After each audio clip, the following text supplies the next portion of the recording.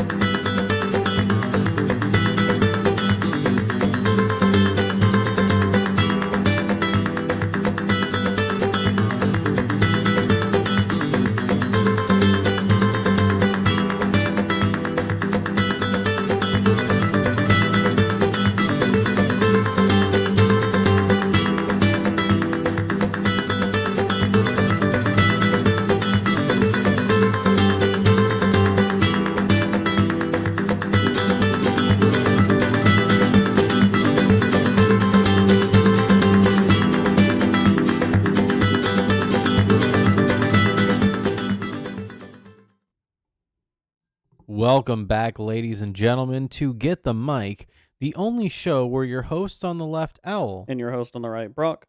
dissect fiction for its mythological significance. In this episode, we're talking about Dragon Ball as usual, and in particular, episode 101, The Fallen, and the finale to the 22nd Tenkaichi Budokai arc, which leaves us at a part that is very exciting for me, and I think Brock and I will talk about it a little bit at the end. Definitely. Before we get started, though, if you like what you hear during the episode, please give us a like. Subscribe to our channel. We upload new episodes Mondays and Thursdays, to YouTube Tuesdays and Fridays, to Rumble. Please, if you agree or disagree, we'd like to hear what you had to say in the comments, so leave one down below. I think other than that, we'll go ahead and get started. This is Dragon Ball episode 101, The Fallen. And so the first thing we see, that's not what I meant to do. First thing we see is after the Kikoho destroys the ring, the crowd and cast look around for Goku. Roshi senses him, and then Chaozu is the first to look up and notice that Goku is high in the air. Falling fast, Tien taunts Goku, claiming victory. Goku, calling out his last attack, fires a Kamehameha wave behind him to launch himself like a bullet toward Tien. That's the first kind of set that we get here. Now, this is important because in the last episode, we talked about how the Kikoho destroyed the arena itself. It destroyed the idea of striving to be number one under the heavens. That hierarchy of the tournament itself was debased by Tien in that regard.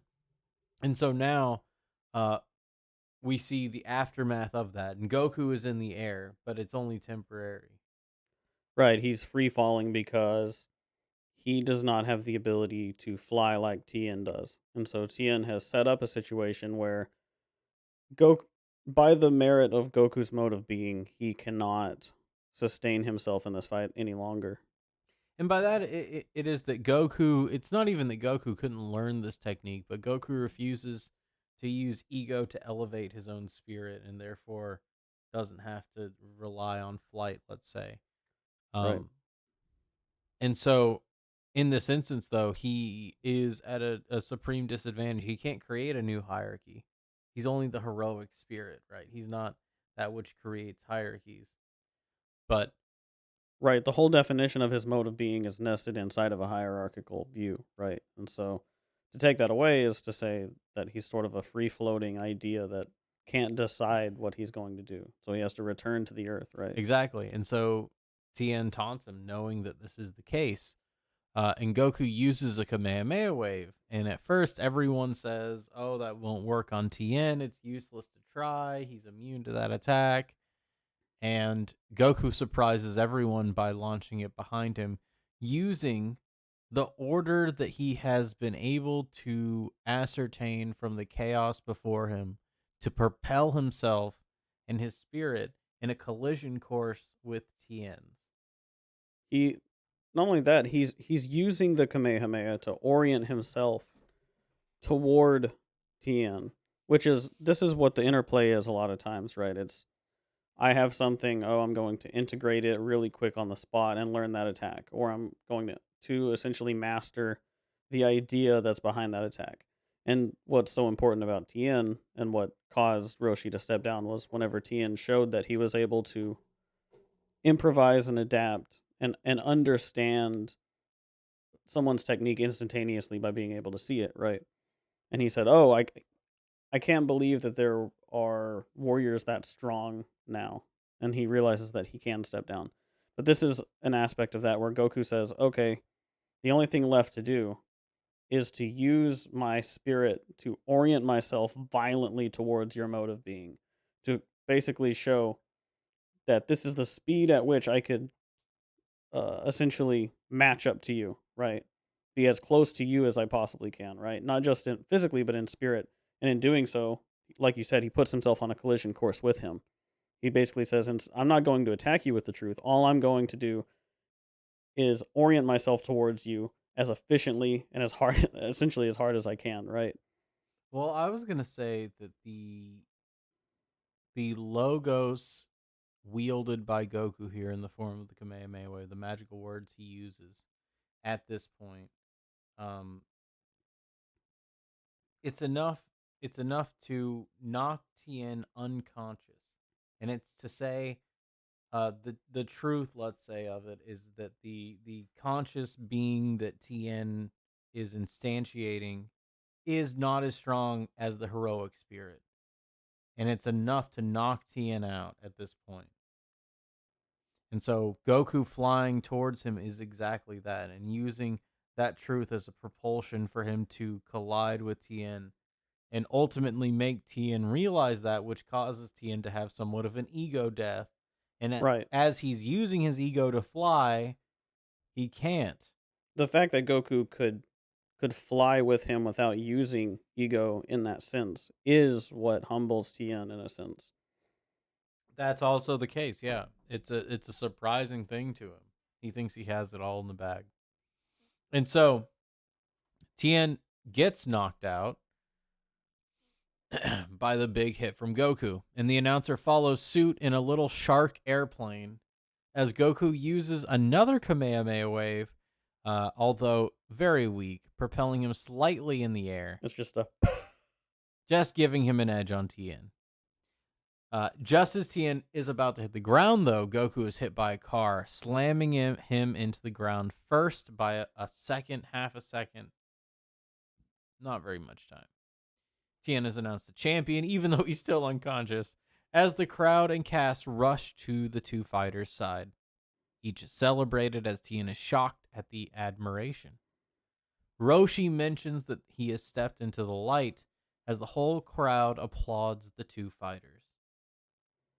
And so that kind of brings us to the end of the tournament. We're going to see some aftermath in a second, but this is really the end of it as Tien is declared the winner.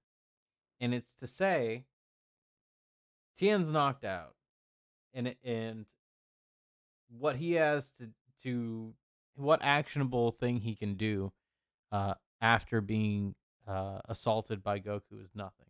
The only thing is Goku does slightly raise himself up, which doesn't really change the trajectory, as it seems Mother Nature herself has decided to side with Roshi and take the victory away from Goku, kind of just by luck.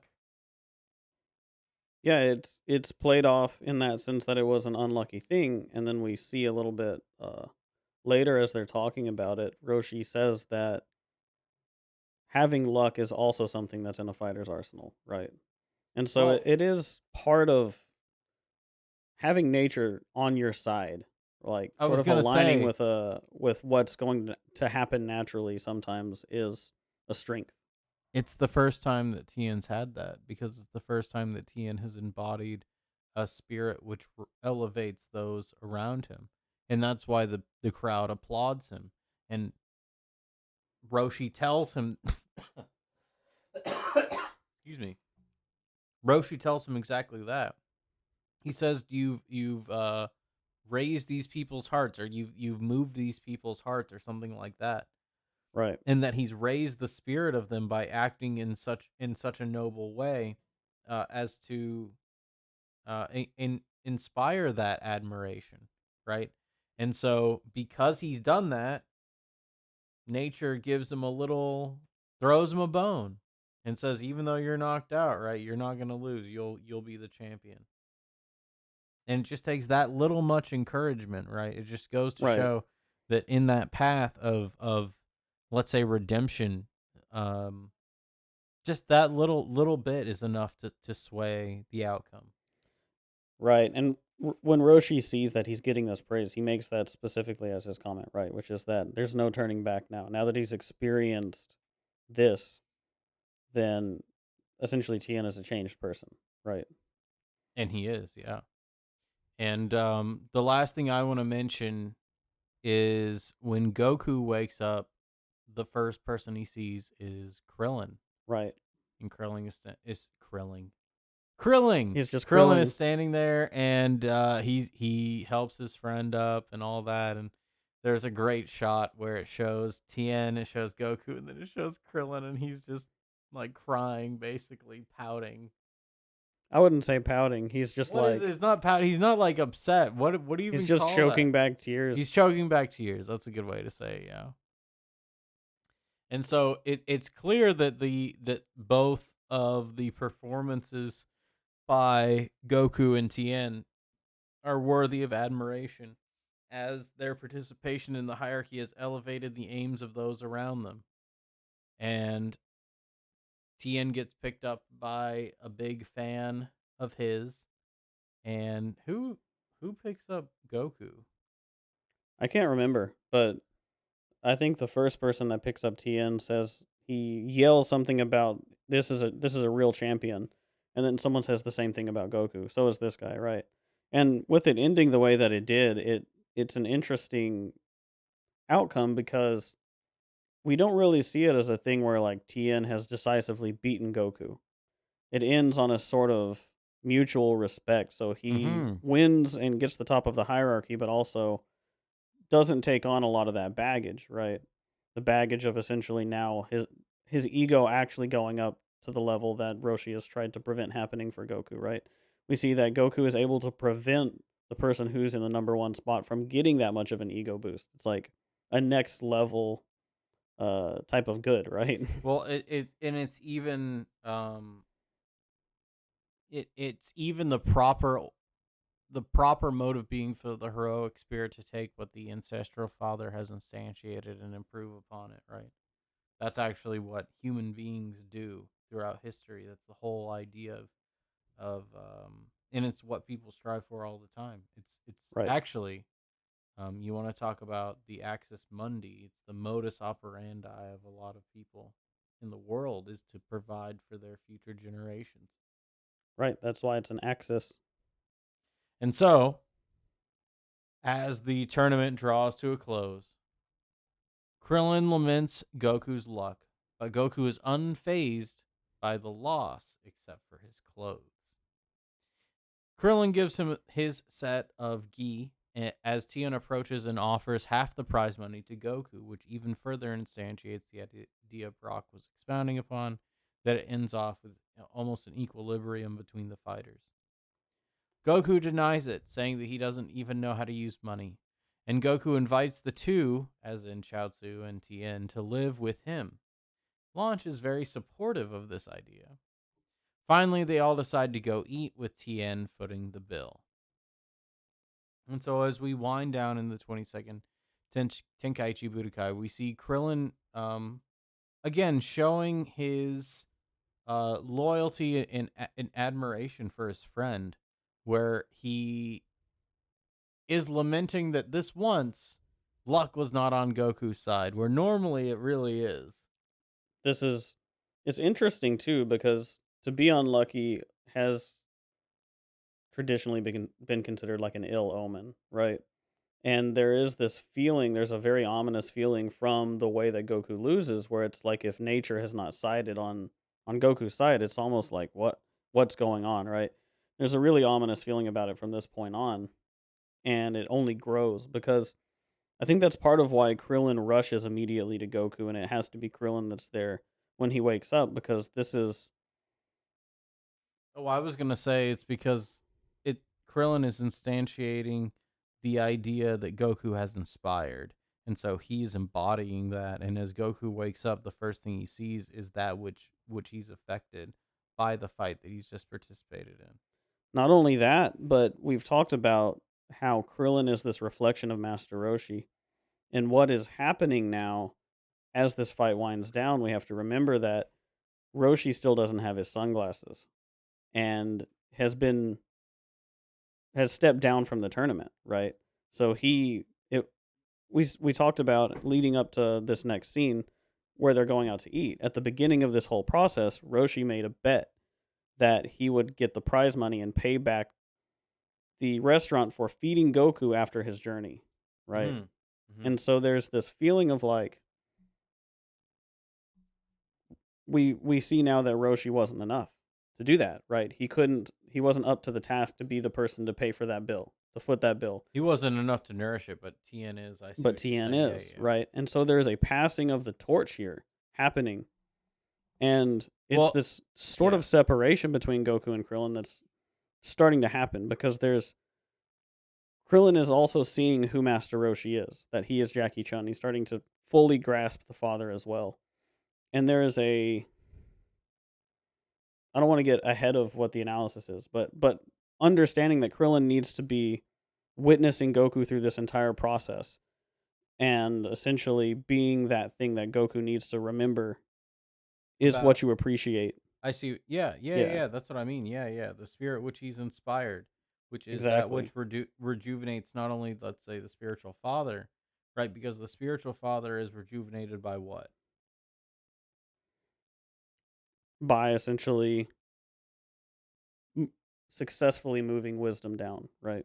Right, To the protege, to the next to the generation, heroic to the spirit, heroic right? spirit, Right. yeah, Yeah, to yeah. the potential. And so Goku's participating in this reciprocal process now by inspiring the spirit which Krillin is, as the heroic spirit is now inspiring the next generation of the spiritual paternal that Krillin is so adopting, right?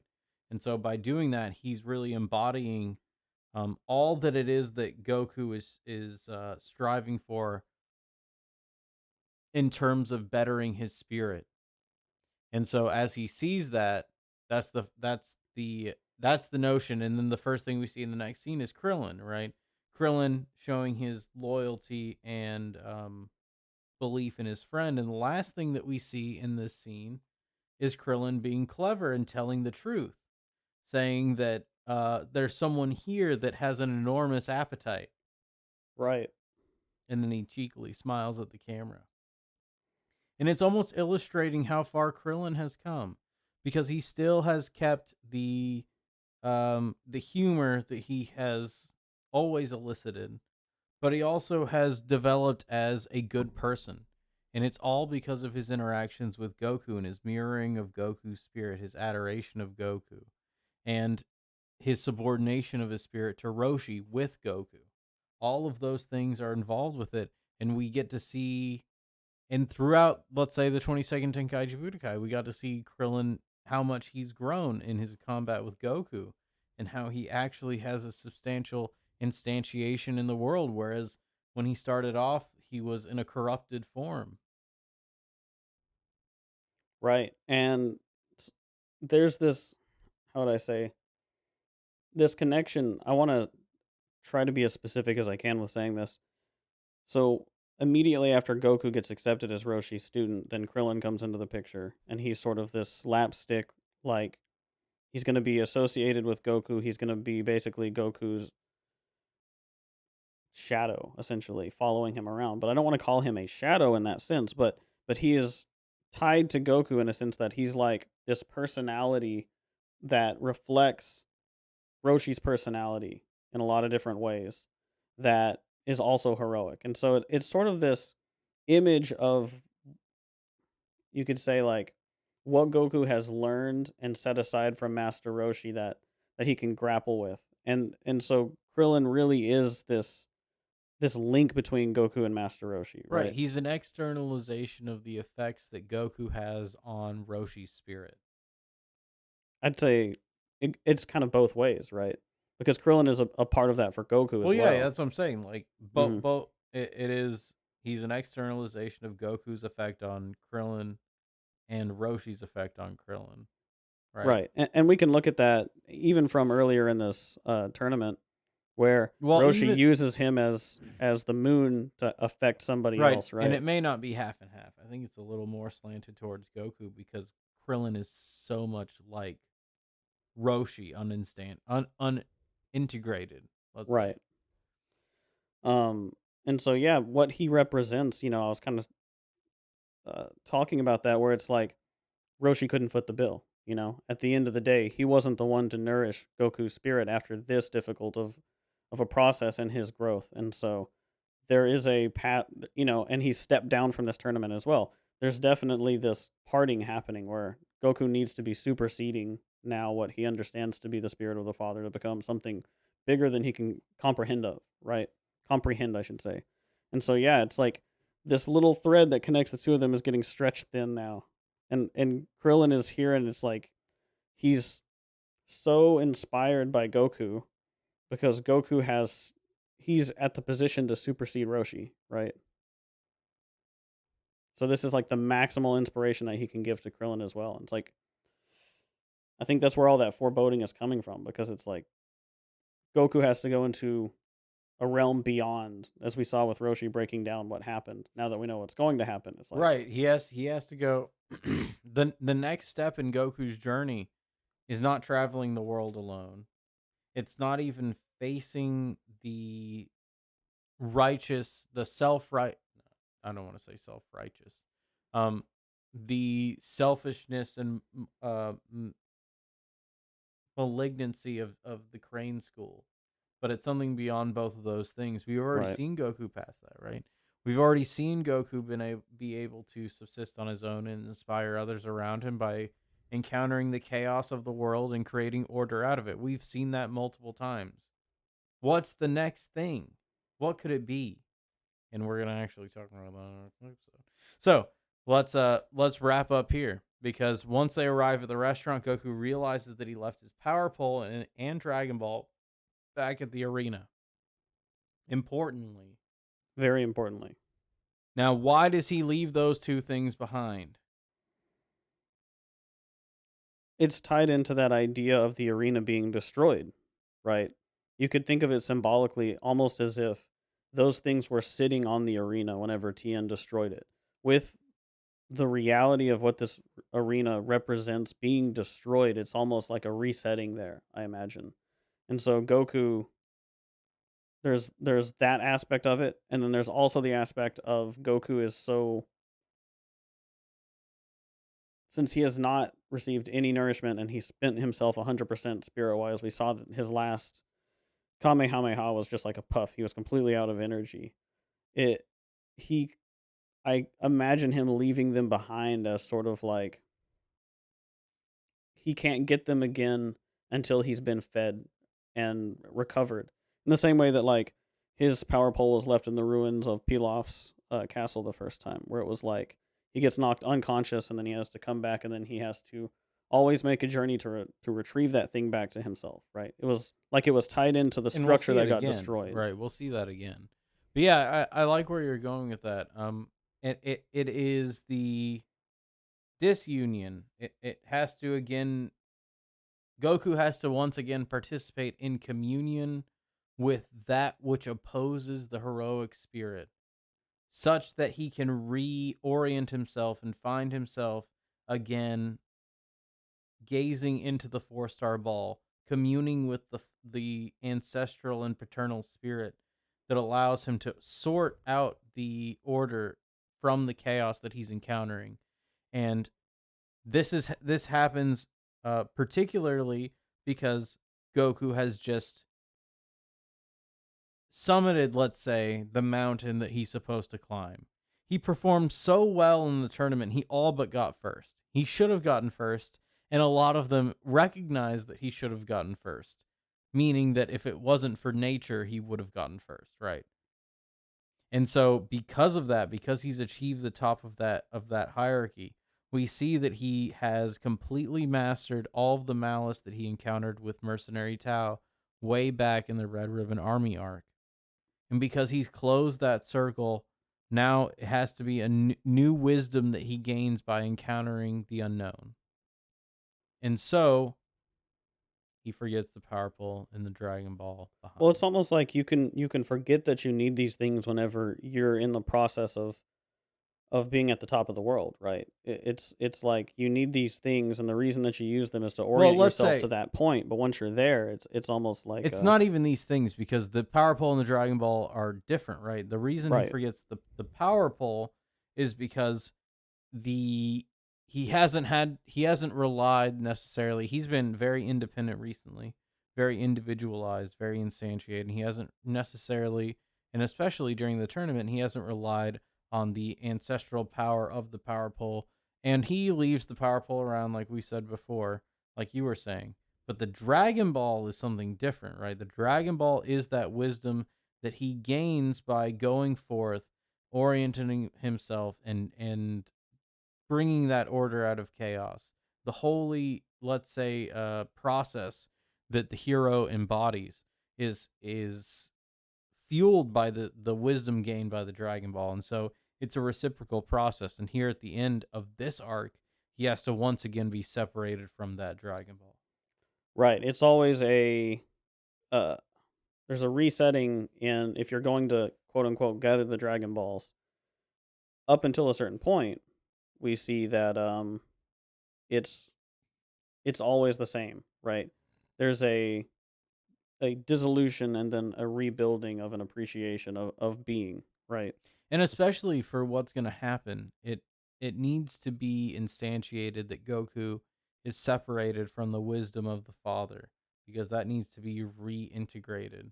And it is always going to be reintegrated. That's an idea that is cyclical in nature, meaning that the flaws of the self pointed out by the paternal spirit at the deepest part of the abyss is not a process that's done one time, but it's a process that is continually done to improve the self and integrate the shadow over and over.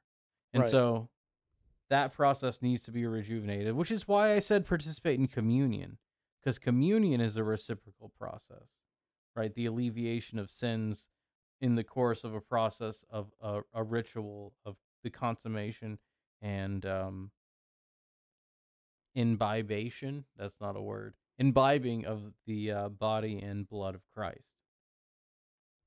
And so Goku has to once again participate in communion. And for that to happen, he has to be separated from it. And it's interesting too, because Goku, well, we'll get to that in a second.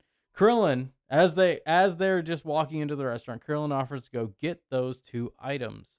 And as he leaves, there's an eerie feeling with the cast glaring at him in the sunset. Krillin takes a long time. While the rest of the cast finally decide to eat, Goku refuses and then gets an intonation of danger. Goku runs back to the arena and finds Krillin murdered. And that's where the episode ends. And so what I was going to say is that Goku even knows, and I think it's this is really sophisticated. Yeah. This part is so complex because Goku staring off at him, he has a feeling, he has some kind of intonation that it's not something that Krillin should do. He has a bad feeling about this, right? And it's to say that Krillin, which is the inspired spirit of the hero, going forth and in retrieving these things He's going for a Dragon Ball is is the too thing. much. Right. And that's the thing. It's not even that it's too much to handle, but now with the sun setting on the world as it is, and with what we're going to learn next episode, it actually is too much for Krillin to handle. Well, one of the reasons I want to point out that it is We just can't get into it. is with the But, destruction of the arena, right? okay. Yeah. The destruction of the Yes. arena Yes. has turned the world into the stage, right? It's not focused into one point anymore. Without an arena anymore, without that hierarchy, without that to essentially set the boundaries of the world, what it means to go forth and get a Dragon Ball now is not the same. Right. Because what they've all witnessed is the limit, which means that these guys are the guardians of the earth. They have turned the fighting arena into the world by destroying it. And so now there is a responsibility. Now, what does chaos look Well, like beyond that? I don't think it's them, because really the whole thing with Tien destroying it is him being so enlightened that he is able to use the malice of the world to debase the idea of hierarchy to Right. begin with. And so since that has happened, and since Goku has integrated that idea as well, now, and I agree Exactly. with you that there is no separation between the idea of play, climbing the hierarchy of play, which is what we saw in the 21st Tenkaichi, right? With the rock, paper, scissors attack. That has not been used since, because now we're moving on from that idea of play to the integration of reality in the world and how the spirits will interact. And even in an orderly setting like the Tenkaichi Budokai, as we're going to see next time, the real world comes into play with it, because in the 21st, the real world was kept at bay. The moon was destroyed so that Goku didn't destroy everyone there, right? It was very sheltered, and that was part of Jackie Chun's ability, Master Roshi's power, to protect those burgeoning spirits which he is mentoring, let's say, or even the idea itself of potentiality from being in danger from those potentials, those, let's say, hazards. And so in the 22nd Tenkaichi Budokai, Roshi steps down, and the first thing that happens is the idea of the hierarchy is debased. Exactly. And so with that done, what it means to go and gather a Dragon Ball, It it means means it's chaos, right? And what is chaos in a world that has been sort of balanced in this way now, right? To well, go forth oh, to oh, are we still on? we're good. To go forth to confront chaos, to bring back something of that much value now that playtime is over, Well, let's let's say, say the is beyond Krillin's ability. and why I can't say, I mean, there's more to say about it, but I don't want to continue because Yeah, there are diegetic reasons for why what happens to Krillin happens that we need to address, but haven't been necessarily been revealed yet. And we'll get there in a exactly. minute. But suffice to say that now the rules are different, right? There is one other thing I need to mention. Okay. Goku refuses to be nourished without the presence of Krillin at the restaurant. That being and meaning that the heroic spirit cannot be nourished if those who are inspired by that the hero, let's say, aren't, what do I want to say, well nourished as well fed. Right. Well, that spirit is going and retrieving things of ancestral value to Goku.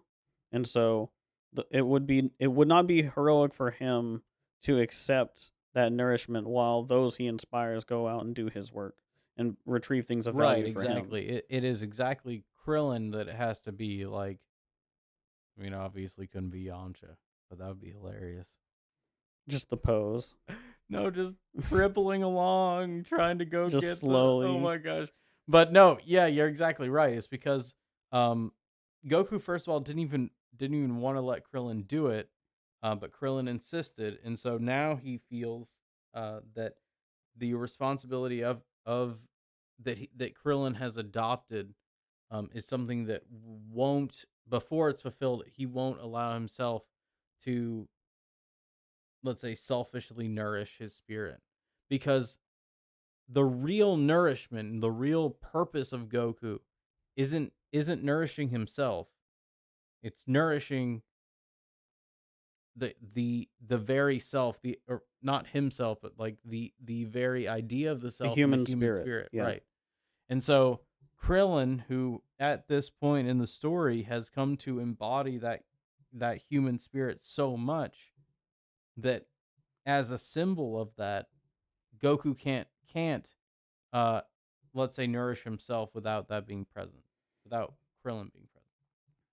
Yeah, I think that's a newer aspect of Goku's character as he's taken on this higher responsibility, especially with his role in this tournament, in Well, superseding Jackie Chan slash mhm. Roshi. Exactly. I agree. And that's the last thing I really wanted to mention. I think that's a good place to leave off. You got Yeah, any I think other so, last because words? there's much more to say about Krillin, but it's going to be a lot easier once we're talking with full context. Yes, exactly. And we'll do that next episode. So we hope you guys join us there. But if you like what you heard, please give us a like. Subscribe. We upload new episodes on Mondays and Thursdays to YouTube, Tuesdays and Fridays to Rumble. If you agree or disagree, we'd like to hear what you had to say on the comments, in the comments. Um, we're also, as you can see, on Discord and Twitter. Please join us on there. That code should be up to date, so I hope you use it. We'll try to keep it updated somewhat, but since the episodes don't come out exactly the day we record them and the Discord links expire pretty quick, we'll just try our best. So keep a lookout for that.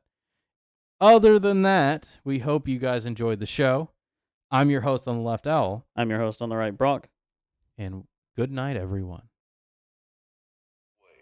In an enchanted land that seemed untouched by the steady march of time, there lived an old master named Gohan, who found a baby boy abandoned in the wilderness of the region.